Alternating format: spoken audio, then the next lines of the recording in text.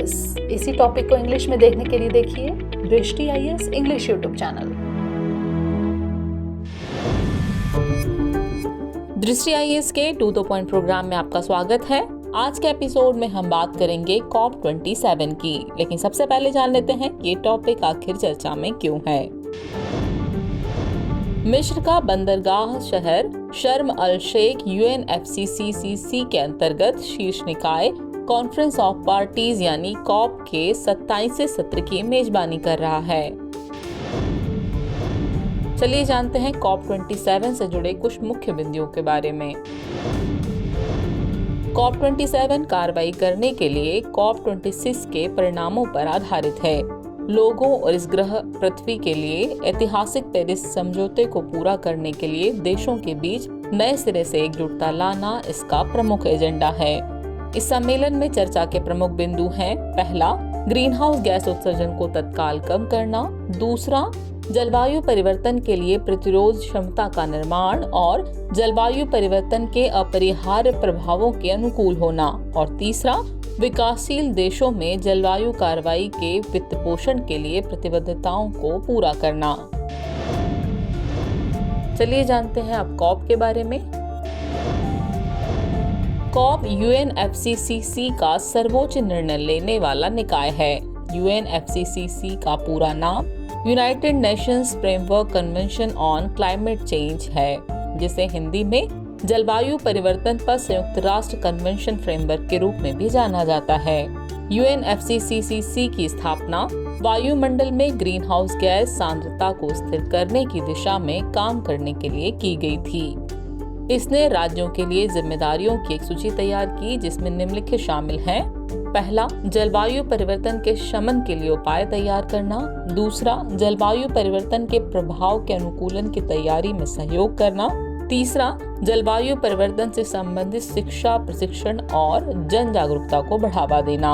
आपको बता दें, UNFCCC में भारत सहित लगभग 198 पक्षकार देश हैं। COP सदस्य 1995 से हर साल बैठक कर रहे हैं। चलिए अब जानते हैं COP के महत्वपूर्ण सम्मेलनों के बारे में। सबसे पहले बात COP1 की। पहला सम्मेलन 1995 में बर्लिन में आयोजित किया गया था।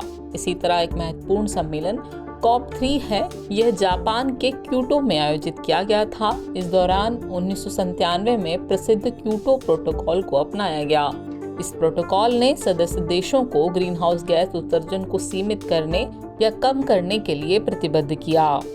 एक अन्य महत्वपूर्ण COP सम्मेलन COP8 रहा। भारत ने 2002 में नई दिल्ली में 8वें COP की मेजबानी की थी। इसने सभी संबंधित क्षेत्रों में प्रौद्योगिकी हस्तांतरण को मजबूत करने सहित कई उपाय किए, जिनमें शामिल है ऊर्जा, परिवहन और अनुसंधान एवं विकास और सतत विकास के लिए संस्थानों को मजबूत करना।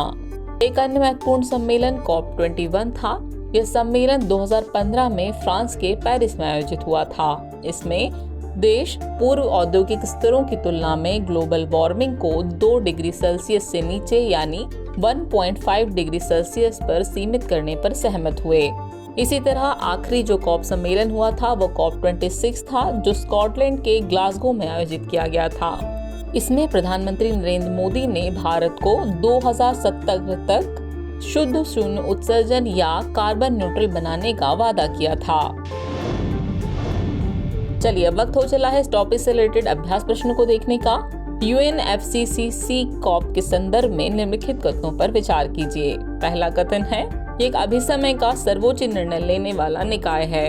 कथन 2 है, इसके सदस्यों की वर्ष 1995 से हर साल बैठक हो रही है। उपरोक्त में से कौन सा या कौन से कथन सही है या फिर है केवल एक, केवल दो, एक और दो, दोनों, और न तो एक न ही दो। तो व्यूअर्स, इस प्रश्न का जवाब कमेंट बॉक्स में देना न भूलें। जल्दी मिलते हैं नए एपिसोड में नए टॉपिक के साथ। तब तक के लिए शुक्रिया।